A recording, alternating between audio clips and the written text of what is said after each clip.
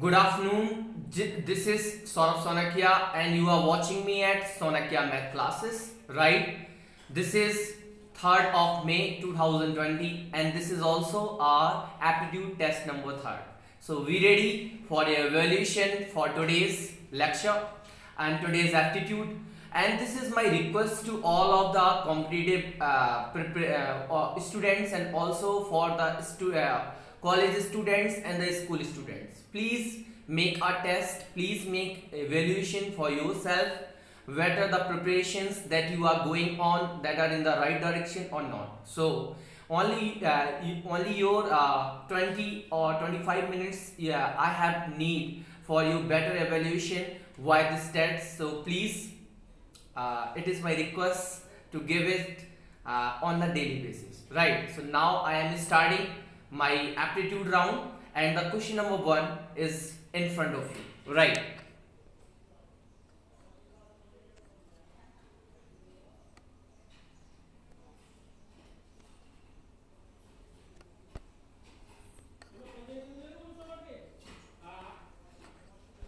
Okay, तो आप देखिएगा यहां पर क्वेश्चन नंबर 1 आप देख सकते हैं क्लियरली, आपका स्क्रीन पर आपको दिखाई दे रहा है। Which city has created a geographic information system? Geographic information system, that means GIS dashboard, which will show various hotspots, heat maps, positive cases, recovered cases, etc. of COVID-19, right? तो आपको बताना है, इसको मैं हिंदी में भी रीड आउट कर देता हूं क्योंकि दोनों के दोनों बेसिस में आपको मिल रहा है क्वेश्चन। किस शहर ने एक भौगोलिक सूचना प्रणाली जीआईएस मतलब जियोग्राफिक इंफॉर्मेशन सिस्टम, मतलब हिंदी में क्या है, भौगोलिक सूचना प्रणाली डैशबोर्ड बनाया है जो कोविड-19 के विभिन्न hotspots, heat maps, positive case, बरामद मामलों आदि को दिखाएगा। बात समझ में आ रही है आपको? तो यहां पर आपको बताना है उस शहर का नाम जिसने भौगोलिक सूचना प्रणाली बनाया है जो कि कोविड-19 के विभिन्न हॉटस्पॉट को बताएगा, हीट मैप्स को बताएगा, पॉजिटिव केसेस मामलों आदि को दिखाएगा। ठीक है, तो आपको शहर के लिए 4 ऑप्शन है। पहला आपका जयपुर, दूसरा आपका ऑप्शन है आगरा, तीसरा ऑप्शन है वाराणसी और चौथा ऑप्शन है Bhopal. So can you evaluate or can you find the right answer from these 4 options? Okay, so now I am telling you the right answer, it is the Agra। वो आपका शहर आगरा है जिसने सबसे पहले जियोग्राफिक इंफॉर्मेशन सिस्टम डैशबोर्ड बनाया है जो कि शहर के अंदर के कोरोना पॉजिटिव मैप का दिखाएगा, केसेस को बताएगा और उन सारे के सारे को दिखाएगा जो रिकवर्ड हो गए हैं, जो कोरोना नेगेटिव आ चुके हैं। समझ में आता है, मतलब वो अच्छे हो गए हैं। तो एक करने वाला पहला शहर कौन बन गया है आपका? आगरा बन गया है। बहुत अच्छा क्वेश्चन है, याद रखना है। चलेगा, आपने देख लिया होगा। क्वेश्चन नंबर 2 की तरफ बढ़ते हैं हम लोग। तो राइट आंसर आपके सामने आ गया। ये क्वेश्चन बहुत अच्छा है और शायद हमारे इंडिया के लिए तो बहुत ही बड़े गौरव की बात है। अभी ये फिलहाल में आप लोगों ने क्वेश्चन पढ़ा होगा, and the question is in front of your screen.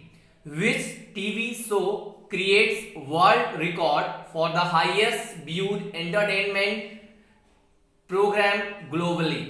इसका हिंदी में ट्रांसलेशन, कौन सा टीवी शो विश्व स्तर पर सर्वाधिक देखा जाने वाला मनोरंजन कार्यक्रम के लिए विश्व रिकॉर्ड बनाता है? आपके पास 4 ऑप्शन है, जय हनुमान, दूसरा ऑप्शन है कृष्णा, तीसरा ऑप्शन है रामायण और चौथा ऑप्शन है महाभारत। ये 4 में से आपके पास में ऑप्शन है, और आपने देखा होगा अभी ये चारों के चारों सीरियल चल भी रहे हैं, टेलीकास्ट भी हो रहे हैं डिफरेंट टीवी चैनल्स पर अपने इंडिया में। तो इन 4 में से कोई एक ऐसा एंटरटेनमेंट प्रोग्राम है जिसने शायद ऑल ओवर वर्ल्ड, मतलब पूरे ग्लोब पर सारे के सारे कंट्रीज में सबसे ज्यादा देखा जाने वाला शो बन चुका है। सोच लिया आप लोगों ने आंसर? होप सो बहुत सारे लोगों के राइट आंसर आने वाले हैं, क्योंकि अगर टीवी न्यूज को आप देखते हैं, थोड़ा बहुत सुनते हैं, तो ये न्यूज पक्का सुना होगा, न्यूज पेपर्स में भी आया हुआ है। चलेगा, तो आपका देखते हैं आपका आंसर सही है कि नहीं, और इसका ऑप्शन है option number C, that means Ramayana. ये अगर मैं बात करूं आपको तो 16 अप्रैल 2020 की बात ही है यहाँ पर, जो इसमें जो टेलीकास्ट हुआ था, तो ये ग्लोबली में जो एक टीआरपी रेटिंग होती है, इसको रामायण का जो शो आया है रात के 9 से 10 बजे के टाइमिंग में, उसको ग्लोबली मतलब पूरे विश्व में सबसे ज्यादा देखा जाने वाला, इसके जो व्यूअर्स थे वो 77 मिलियंस थे। कितने? 77 मिलियंस पीपल एक साथ देख रहे थे। ये हमारे इंडिया के लिए, हमारे इतने बड़े एपेक के लिए एक गर्व की बात है, गौरव की बात है। याद रखिएगा वो 16 अप्रैल का डे, जिस दिन हमें एक गौरव मिला कि रामायण सबसे ज्यादा व्यूअर्स वाला आपका क्या बना, एंटरटेनमेंट प्रोग्राम बना all over the world. Right, चलेगा क्वेश्चन नंबर 3 की तरफ बढ़ते हैं हम लोग आज का। ओके 1 मिनट, ठीक है, चलिएगा क्वेश्चन देखिएगा। Who assumed charge as secretary Ministry of Women and Child Development WCD in New Delhi? किसने नई दिल्ली में महिला और बाल विकास मंत्रालय WCD के सचिव के रूप में पदभार ग्रहण किया है? अभी मैं आपको बता दूं तो मैं एक छोटा सा हिंट दे देता हूं आपको। 30 अप्रैल 2020 तक ही इससे पहले जो सचिव थे उनका कार्यभार था, लेकिन 30 अप्रैल के बाद मतलब 1 मई से ही उन्होंने अपना पदभार को संभाला है। तो उनका नाम बताना है, और आप जानते हैं वुमेन एंड चाइल्ड डेवलपमेंट बहुत बड़ा डिपार्टमेंट है अपने इंडियन कैबिनेट का, तो उसमें कौन से जो नए सचिव आए हैं उनका नाम बताना है। पहला ऑप्शन है अजय पनवर, दूसरा ऑप्शन है अजय तिर्की, तीसरा ऑप्शन है रविंद्र पनवर एंड चौथा ऑप्शन है रविंद्र त्रिकी। ओके, जल्दी से सोच लीजिए। 1 2 3 4 5। ओके, होप सो आप लोगों के शायद ज्यादा से ज्यादा लोगों के सही आंसर मेरे को मिलने वाले हैं, और मैं यहाँ पर आंसर आपको सही बताने वाला हूं। उनका नाम है अजय तिर्की। क्या नाम है? अजय तिर्की। आप देख सकते हैं यहाँ पर अजय तिर्की। याद रखिएगा अजय तिर्की जो सचिव बने हैं वो कौन से डिपार्टमेंट के हैं? महिला एवं बाल विकास मंत्रालय के सचिव बनाया गया है। इससे पहले 30 अप्रैल 2020 तक रविंद्र पनवर इस पोस्ट पर थे, लेकिन उनका 30 अप्रैल 2020 को उनका क्या हो गया था, कार्य सेवा समाप्त हो रही थी। इसी वजह से जो नया सचिव को अपॉइंट किया गया है और जिन्होंने 1 मई 2020 से अपना पदभार संभाला है, उनका नाम है अजय तिर्की। और इनका कौन सा मंत्रालय इनको है? याद रखेंगे सचिव हैं कहां के? महिला एवं बाल विकास मंत्रालय। ओके, चलेगा हम क्वेश्चन नंबर 4 की तरफ बढ़ते हैं, और होप सो अभी तक आपके सारे के सारे आंसर सही आ रहे होंगे। तो क्वेश्चन नंबर 4, सख्यागमन में प्रयुक्त संधि का क्या नाम है? देख सकते हैं आप, पहली संधि है वृद्धि संधि, दूसरी संधि है दीर्घ संधि, तीसरी संधि है यण संधि, और चौथी संधि है अयादि संधि। जल्दी से सोच लीजिए कौन सा सही आंसर है? वृद्धि संधि, दीर्घ संधि, यण संधि, अयादि संधि। सख्यागमन। ओके, आपको मैं आंसर बताने जा रहा हूं और इसका सही आंसर है यण संधि। अच्छा, यहां पर शायद अधिकतर बच्चों ने जो यहां पर लगाया होगा वो दीर्घ संधि लगा दिया होगा मेरे हिसाब से, क्योंकि उन्होंने संख्यागमन को संख्यागमन पढ़ लिया होगा। तो संख्या प्लस आगमन, इस तरीके से उन्होंने संधि विच्छेद कर दिया होगा। लेकिन याद रखना, क्योंकि आप जानते हैं जो संधि है वो विच्छेद हमेशा 2 सार्थक शब्दों में होती है। ये संख्या तो लिखा नहीं है, संख्यागमन लिखा है। अगर इसका विच्छेद कर दे तो यण संधि, जिसका सूत्र क्या होता है? इको यणची। इको यणची मतलब ई का या हो जाता है, उ का वा हो जाता है, री का रा हो जाता है, और ली का ला हो जाता है। याद रखना है, यहां पर याद रखेंगे छोटा ई का या हो जाता है, ओके, छोटा ऊ का वा हो जाता है, और री का अगर मैं बात करूं तो आपसे रा हो जाता है, और ली का याद रखना तो क्या हो जाता है? ला हो जाता है। ये आपकी संधि कौन सी है? यण संधि, और इसका जो सूत्र है वो है इको यणची। इसके अलावा अगर आप बात करें तो एक जो संधि शब्द होता है उसको अगर हम ब्रेक करें तो वो 2 शब्दों में ब्रेक होता है। तो पहले वाले शब्द के अंत में याद रखें, अगर आपको कोई भी ऐसी क्या मिलते हैं? स्वर मिलते हैं, ई, उ, री और री। और अगर हम बात करें जो दूसरा शब्द के आरंभ में अगर कोई भी स्वर आता है तो उन दोनों का जो क्या होगा, संधि बनाते टाइम क्या करते हैं हम लोग, ई का या कर देते हैं, ऊ का वा कर देते हैं, री का रा कर देते हैं और ली का ला कर देते हैं। ओके, अब आप देखिएगा तो सख्यागमन में हमारा क्या बन जाता, आप देख सकते हैं सखी प्लस आगमन। देखा आपने, सखी प्लस आगमन, ये बन गया आपका सखी प्लस आगमन। तो देखिएगा ई या फिर हम बड़ा ई मान सकते हैं। ओके, यहाँ पे आप मान के चलिएगा तो सखी प्लस आगमन आ गया तो क्या बन गया हमारा, ये ई का या हो जाएगा तो सख्यागमन हो गया। एक और मेन बात जो आपको माइंड में रखनी है, यड्स और संधि जब भी आपको कहीं पर भी देखने के लिए मिलेगी तो जो संधि पद होगा उसमें एक जो वर्ण होगा वो आपका जरूर कैसा होगा, याद रखना है, वो आधा होगा। कैसा होगा, आधा। जैसे यहाँ पर खा आधा लिखा हुआ है। जैसे इसके अलावा आप लोगों ने प्रत्युपकार देखा होगा, देखा है आपने, प्रत्युपकार में आधा ता है, इसका प्रत्याहार में भी देखिए आधा है। अगर हम इतने बहुत सारे जितने भी उदाहरण देखें तो हमेशा यण्स और संधि के जो संधि पद आते हैं उसमें हमेशा एक वर्ण आपको आधा देखने को मिलेगा ही मिलेगा। तो हम समझ में आ गया, सख्यागमन सखी प्लस आगमन और ई का या हो जाएगा और खा आधा हो जाएगा तो सख्यागमन बन जाएगा। और संधि कौन सी है, यण्स और संधि, और इसका सूत्र क्या है, इको यणची। ओके, चलेगा। क्वेश्चन नंबर 5 की तरफ बढ़ते हैं यहां पर, और आपका एक और अच्छा क्वेश्चन, मुख दर्शन में प्रयुक्त समास है। समास पढ़ा है ना, मुख दर्शन में प्रयुक्त समास है। ऑप्शन नंबर 1 द्विगु समास, ऑप्शन नंबर बी तत्पुरुष समास, ऑप्शन नंबर सी द्वंद्व समास, ऑप्शन नंबर डी बहुब्रीहि समास। जल्दी से सोचिएगा, मुख दर्शन में प्रयुक्त समास है द्विगु समास, तत्पुरुष समास, द्वंद्व समास, बहुब्रीहि समास। चलेगा, इसका सही आंसर आपके सामने बताने जा रहा हूं मैं, और इसका सही आंसर है तत्पुरुष समास। आप जैसा कि जानते हैं द्विगु समास में पहला पद हमेशा क्या होता है, अगर आपको पता है पहला पद प्रधान और संख्यावाचक होता है। तत्पुरुष समास में हमेशा दोनों पदों के बीच में कोई संबंध बताया जाता है। द्वंद्व समास में हमेशा हमेशा दोनों पद को संयुक्त रूप में लिखा जाता है, और बहुब्रीहि में तो उन शब्दों के हिसाब से एक नया अर्थ निकल के आता है। अब अगर आप मुख दर्शन में देखें तो आपको जो कंफ्यूजन होने वाली थी वो द्वंद्व समास या तत्पुरुष समास में होने वाली थी, क्योंकि आप अधिकतर क्या देखते थे, जो डैश देखते हो ना, ये आप चिन्ह देखते हो और उस चिन्ह को आप क्या समझते हो कि मुख और दर्शन, लेकिन ये कोई संयुक्त पद नहीं हुए।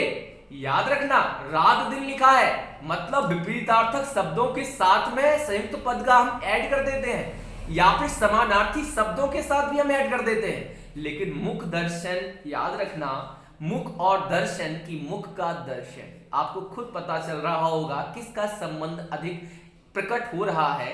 और अगर यहाँ पे हम संबंध देख रहे हैं तो मुख का दर्शन से हो रहा है, इसी वजह से यहाँ पर मुख दर्शन में कौन सा समास है, तत्पुरुष समास। कौन सा समास है, तत्पुरुष समास। और मुख का दर्शन मतलब का में मतलब बताइए, काकी की रारी रे कौन सी विभक्ति होती है, षष्ठी, षष्ठी विभक्ति। याद आ गया कि नहीं आ गया, ध्यान रखना है, षष्ठी विभक्ति और संबंध कारक, तो ये आपका कौन सा हो जाएगा, षष्ठी तत्पुरुष समास बन जाएगा। राइट, चलेगा। तो आप देख सकते हैं यहाँ पर क्लियरली, यहाँ पर आंसर देख सकते हैं यहाँ पर। ओके, चलेगा। तो आगे की तरफ हम लोग बढ़ते हैं यहाँ पर, और क्वेश्चन नंबर देखते हैं 7। राइट, यहाँ पर देखिएगा क्वेश्चन नंबर 6 पर आ जाते हैं हम यहाँ पर, और आप देख सकते हैं क्लियरली 1 मिनट। ओके, तो यहाँ पर हम क्वेश्चन नंबर 6 देखते हैं, 1 हु नोज एवरीथिंग। ओके, आपको बताना है, वन वर्ड सब्स्टिट्यूशन बताना है, 1 हु नोज एवरीथिंग। एक ऐसा आदमी जो सब कुछ जानता है उसे क्या कहते हैं, लिटरेट पहला ऑप्शन है, दूसरा ऑप्शन है स्कॉलर, तीसरा ऑप्शन है ओमनीपोटेंट, एंड चौथा ऑप्शन है आपका ओमनिशिएंट। ओके, जल्दी से सोचिए, जल्दी से सोचिएगा, 1 2 3 4 5। ओके, तो आपको यहां पे मैं राइट आंसर बताने जा रहा हूं। इसका जो राइट आंसर है वो है आपका ओमनिशिएंट। क्या है इसका राइट आंसर, ओमनिशिएंट। ओके, आप देख सकते हैं यहां पर, तो ओमनिशिएंट। अब इसका ओमनिशिएंट ही क्यों होगा इसको मैं समझा देता हूं। 1 हु नोज एवरीथिंग, ऐसा आदमी जो सब कुछ जानता है। तो आपको सोचना था इन चारों के अगर वर्ड मीनिंग आते हैं, वोकैबुलरी अच्छी है तो बता सकते थे। सिंपल सी बात, लिटरेट मींस क्या होता है, पढ़ा लिखा, स्कॉलर मीन्स क्या होता है, विद्वान, ओके। ओमनीपोटेंट मीन्स होता है सर्वशक्तिमान, एंड ओमनिशिएंट मीन्स होता है सर्वज्ञ। आपको पता चल गया, विद्वान किसी एक पर्टिकुलर चीज में हो सकता है, लिटरेट मीन्स क्या होता है, पढ़ा लिखा होता है, ओमनीपोटेंट सर्वशक्तिमान होता है, एंड ओमनिशिएंट मीन्स होता है सर्वज्ञ, मतलब सब कुछ जानने वाला, विधाता। वही तो है, वही तो पूछ रहा हूं, one who knows everything. So you have to tell me the answer, one who knows everything, that is only God, right? So your answer will be omniscient, not omnipotent, non scholar and not literate. So right, तो आपका जो answer हो गया वो हमारा omniscient आ गया। चलेगा, question number 7 की तरफ बढ़ते हैं। देखिएगा एक और अच्छा question, right the exact opposite of the word annoy. Okay, आपको अपोजिट बताना है एनॉय का, तो सबसे पहले एनॉय का मीनिंग आना चाहिए, आपको पता होगा। ऑप्शन नंबर 1 प्रेज है, ऑप्शन नंबर बी रिजॉयस है, ऑप्शन नंबर 3 प्लीज है, और ऑप्शन नंबर डी रिवार्ड है। सोच लीजिए जल्दी से, 1 2 3 4 5। Okay, so right answer here annoy का जो आपका अपोजिट होगा वो आपका प्लीज होगा। होगा क्यों? एनॉय मीन्स क्या होता है, किसी को क्या करना, परेशान करना, क्या करना, झंझलाना। ओके, प्रेज मीन्स क्या होता है, क्या करना, प्रशंसा करना, ठीक है। रिजॉयस मीन्स क्या होता है, रिजॉयस मतलब अगर एक मान लो कि दुख भरा। रिवार्ड मीन्स क्या होता है, आप जानते हैं, अवार्ड मीन्स सम्मान, और रिवार्ड मीन्स इनाम, ओके। और प्लीज मीन्स क्या होता है, किसी को प्रसन्न करना, प्रशंसा करना और प्रशंस करना, प्रसन्न करना, दोनों में अंतर है। किसी को परेशान करने का उल्टा क्या होगा, प्रशंसा करना होगा कि प्रसन्न करना होगा? बोले जल्दी से बताइए। प्रसन्न करना, पहले उसको हमने परेशान कर दिया तो उसका उल्टा आप क्या करना पड़ेगा, हमें उसे प्रसन्न करना होगा।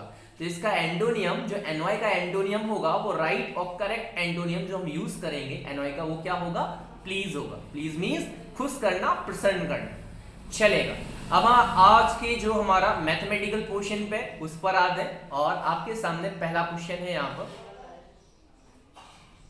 Okay, this is your question number 1, right. देखिएगा, तो यहां पर आप देख सकते हैं clearly, if 3 to the power x minus y equal to 27 and 3 to the power x plus y is equal to 243, then x is equal to, तो आपको x की वैल्यू कैलकुलेट करनी है अगर दो कंडीशंस दी गई हैं। 3 to the power x minus y is equal to 27 and 3 to the power x plus y equal to 243, right. Okay, इसी का अगर मैं हिंदी में ट्रांसलेशन करूं तो यदि 3 की power x minus y equal to बराबर 27 दिया है और 3 की घात x प्लस वाई बराबर 243 है, तो x का मान क्या होगा? समझ में बात आ रही? आपको दोनों की दोनों इक्वेशन से ही, हेल्प से ही आपको x का मान ज्ञात करना है। तो सोच लीजिए जल्दी से आप आंसर, मैं आपको 10 सेकेंड दे रहा हूं। ओके, सो 1 2 3 4 5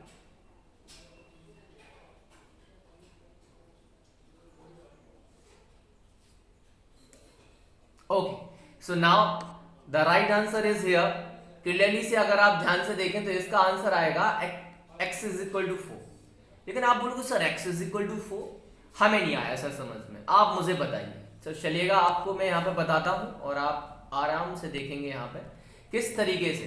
आपको एक इक्वेशन दी गई थी 3 to the power x minus y equal to 27, right. Exponent के रूल में आप लोग इतना तो जान गए होंगे कि अगर किसी की पावर है तो अगर हम उसको एक्सपोनेंट के फॉर्म में ही लिखने की कोशिश करते हैं, तो 27 को क्या लिख सकते हो आप, 3 टू दी पावर 3 लिख सकते हैं ना, क्योंकि 3 3 9, 9 3 27। अब हम यहाँ पर देख सकते हैं अगर दोनों की बेस कैसे होते हैं, सेम होते हैं, तो उनकी हम पावर्स को क्या कर सकते हैं, कंपेयर करा सकते हैं। तो x minus y is equal to कितना आ जाएगा आपका, पावर कंपेयर करा के 3। पहली इक्वेशन बन गई हमारी, राइट। और सिमिलरली अगर मैं देखूं तो 3 to the power x plus y is equal to में कितना दे रखा है, 243। और 243 कितना होता है, जल्दी से सोचिए, 3 3 9, 9 3 27, 27 3 जा 81, 81 3 जा 243, मतलब 3 की पावर कितना आ रहा है हमारा 5 आ रहा है। तो हमारे पास में जो इक्वेशन आ गई, क्योंकि अगेन देखेंगे तो 3 और 3 सेम बेस है, तो पावर्स का भी क्या हो जाएगा कंपेयर, तो x plus y equal to 5, ये हमारी इक्वेशन नंबर क्या बन गई 2 बन गई। अब आप x minus y equal to 3 इसके नीचे रख दो, और आप ध्यान से देखेंगे ऐड करने पर y और y क्या हो गया कैंसिल आउट, तो x और x कितना हो जाएगा ऐड करने पर 2x, और 5 और 3 ऐड करने पे कितना हो जाएगा 8, और यहाँ पर x और 2 किस में है मल्टीप्लाई में, तो ट्रांसफर करने में क्या होगा 2 कहां पर जाएगा डिवाइड में, तो x की वैल्यू हमारी कितनी निकल आई 8 अब बाई 2, तो हमारा आंसर आ गया कितना बोलिएगा, कितना आंसर निकल के आ गया 4 आंसर निकल आया। इस तरीके के न्यूमेरिकल आप लोग देखोगे आपके कॉम्पिटिटिव एग्जाम से पूछे जाते हैं और आप अब कर सकते हैं। केवल क्या कॉन्सेप्ट है, हमें एक्सपोनेंट का रूल लगाना है, सामने भी हमें उसी जो आपका नंबर लिखा है उसी के एक्सपोनेंट के फॉर्म में बदलना है, क्योंकि अगर वो सेम बेस आ जाएगा तो इनकी पावर्स का क्या करा सकते हैं हम लोग कंपेयर करा सकते हैं, राइट। चलेगा, तो हम क्वेश्चन नंबर नेक्स्ट पे पढ़ते हैं। ये क्वेश्चन आपको समझ में आ गया होगा, होप सो। चलेगा, एक और अच्छा क्वेश्चन आराम से देखेंगे यहाँ पर, ओके चलेगा। तो यहाँ पर एक और अच्छा क्वेश्चन आपके सामने आने वाला है, राइट ओके ठीक है। देखिएगा, A can finish a work in 18 days and V can do the same work in 15 days. We worked for 10 days and left the job. In how many days A alone can finish the remaining work? बहुत अच्छा question है, time and work का बहुत ज्यादा बार पूछे जाने वाले questions हैं ऐसे। जब मैं छोटा था तो मुझे बहुत ज्यादा प्रॉब्लम होती थी ऐसे क्वेश्चंस में, लेकिन अब चुटकियों में सॉल्व हो जाते हैं, और इन्हीं चुटकियों में आपको भी सॉल्व करना है। देखिएगा क्या लिखा है, हिंदी में भी पढ़ लीजिए। ए किसी काम को 18 दिनों में पूरा कर सकता है। कौन? एक ए पर्सन है, वो एक काम को 18 दिनों में पूरा कर सकता है, और बी वही काम 15 दिनों में कर सकता है। याद रखना, एक पर्सन ए है जो एक काम को 18 दिन में करता है, और एक पर्सन बी है वो भी उसी काम को कितने दिनों में कर लेता है 15 दिनों में। बी ने 10 दिनों तक काम किया, किसने? बी ने 15 दिनों तक 10 दिनों तक काम किया और फिर नौकरी छोड़ दी। तो बताइए अब कितने दिनों में ए अकेला बचा हुआ काम पूरा कर सकता है? सोच लीजिए जल्दी से, जल्दी से, मैं आपको 15 सेकंड दे रहा हूं।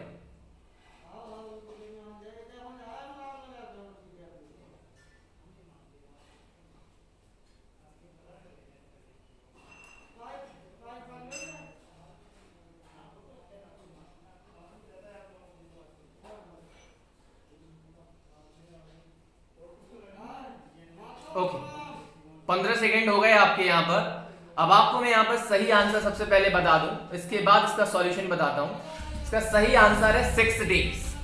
अब इसको करने का तरीका क्या है वो आपको समझना है। यहाँ याद रखिएगा, अगर आपको यहाँ पे पता है किस तरीके से हम इस क्वेश्चन को करेंगे तो वो आप समझेंगे यहाँ पर। तो यहाँ पर मैं आपको बता दूं थोड़ा सा, आप ए अकेले कितने दिनों में काम कंप्लीट कर रहा था आपका 18 डेज में, समझ में आ रहा है? तो आपको निकालना है ए इज वर्क इन 1 डे।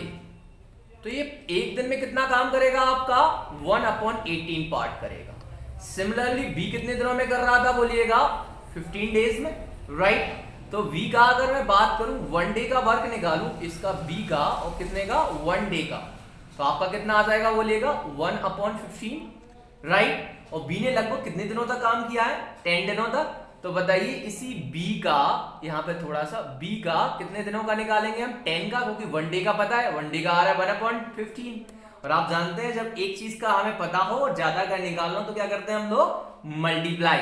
तो अगर हम बी का 10 डेज का निकालेंगे तो क्या करेंगे 10 इंटू कितना 1/15। तो आप देखिएगा वो पार्ट कितना रह गया, तो 5 2 10 और 5 3 15। तो बताइए बी ने कितना पार्ट कंप्लीट कर लिया था 2/3 पार्ट उस वर्ग का कंप्लीट कर चुका था। तो बाकी अब कितना रहेगा क्लियरली देखिएगा, टोटल कितना होता है 1 और 1 माइनस 2/3 करिएगा तो आपके पास में कितना रह गया, जो लेफ्ट वर्ग बचा है वो अब कितना बचा है 1/3। तो आपको पता है, बताइएगा अभी 1/3 जो वर्क है वो आप कौन ए को करना है, तो ए कितने दिनों में कर सकता है। तो ए एक वर्क को करने में कितने डेज ले रहा था 18 डेज। तो बताइए 1/3 वर्क को कितना टाइम लगेगा? सोच लीजिए जल्दी से, कितना दिन लगेंगे भैया? सोचो, एक पूरा काम, एक पूरा कंप्लीट 1 को लग रहा था उसको 18 डेज, तो 1/3 को कितना लगेगा? 1/3 इंटू 18, कितना डेज निकाल दिया हमने? 6 डेज। तो आपको पता है सबसे पहले जो भी दिया गया होगा ए कितने दिन में कंप्लीट करना है, ए का 1 डे का वर्क निकाल लीजिए, तो 1/18 आ जाएगा, राइट। इसी तरीके से बी कितने दिन में कंप्लीट कर रहा है, तो आप सबसे पहले लिखिए we complete that work in 15 days, right? So V's 1 day work is equal to 1/15, right? What B is still working for the 10 days, okay? So the V's work for the 10 days is equal to 10 into 1/15. तो 10 और 15 को अगर आप cancel out करेंगे तो 5 2 are 10 और 5 3 are 15। तो आपने इस तरीके से किया तो ये कितना आ गया? 2/3। तो B ने 2/3 पार्ट काम कर लिया था। टोटल कितना होता है आपका? बोलिए, एक पूरा 1 है ना, 1 लेके चल रहे, तो उसका 2/3 पार्ट कर चुका है बी, तो बाकी कितना बचा? 1/3 बचा। तो आपने देखा 1/3 को हमने किससे निकाल दिया, और आपको पता है ए को अगर पूरा काम करने में 18 डेज लग रहे हैं तो उसी का 1/3 करने में कितना टाइम लगेगा? सोच लीजिए, सिंपल सी बात है। आपको पता है क्या करेंगे हम लोग? जब पता है 1 का पता हो और हमें ज्यादा किसी का निकालना, तो मल्टीप्लाई करते हैं ऑब्वियसली। तो सिंपल सी बात है, 1 का पता था 18 डेज, तो 1/3 का 1/3 इंटू 18, आंसर आ गया 6 डेज। आ गया समझ में? इस तरीके के क्वेश्चंस आप एक बार दोबारा से इसको इरेज करके दोबारा से अपने हैंड से वर्क कीजिए, आ जाएगा। ओके, चलेगा आगे देखते हैं आज का जो आपका लास्ट क्वेश्चन है, और होप सो आप आंसर कर पाएंगे। Find the odd one out. Okay, यहां पर आप देखिएगा ऑड वन निकालना है। ऑड वन आता है ना रीजनिंग टाइप में, तो 43, 53, 71, 73, 81 और 97 अलग को निकालना है। इन सारे नंबर्स में से कोई एक अलग है, उसमें कुछ ना कुछ प्रॉपर्टी सभी में फॉलो हो रही है, लेकिन उस नंबर में फॉलो नहीं हो रही है। उस प्रॉपर्टी को फॉलो करते हुए उस नंबर को आपको ऑड वन निकालना है। किन किन में से? 43, 53, 71, 73, 81 और 97। मतलब 43, 53, 71, 73, 81, 97। जल्दी से बताइए इनमें से कौन सा ऑड वन है? जल्दी से सोचिएगा, केवल मैं आपको 5 सेकंड दूंगा।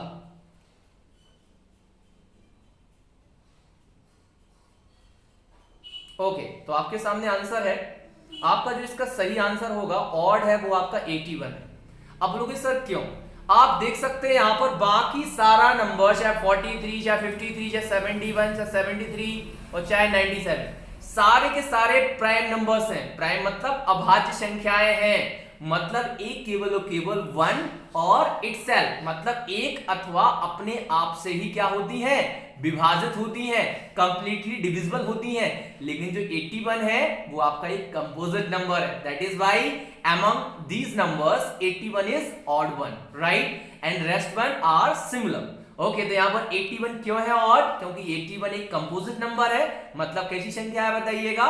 हम बात करें तो भाज्य संख्या है, जबकि बाकी सारी की सारी संख्याएं अभाज्य हैं, मतलब प्राइम नंबर्स लिखी हुई हैं। ओके, सो होप सो आपको आज का जो भी आपका टॉपिक रहा है, यहाँ पर आप लोगों ने कुछ सीखा होगा और शायद आपका इंक्रीमेंट हुआ होगा। यहाँ पर आप लोगों ने देखा होगा कि आपका किस तरीके से एप्टीट्यूड टेस्ट में आपको अच्छा लग रहा है, किस तरीके से आपका एवैल्यूएशन हो पा रहा है। होप सो प्रिपरेशन कीजिए अच्छे से कि कल आपके 10 आउट ऑफ 10 आए।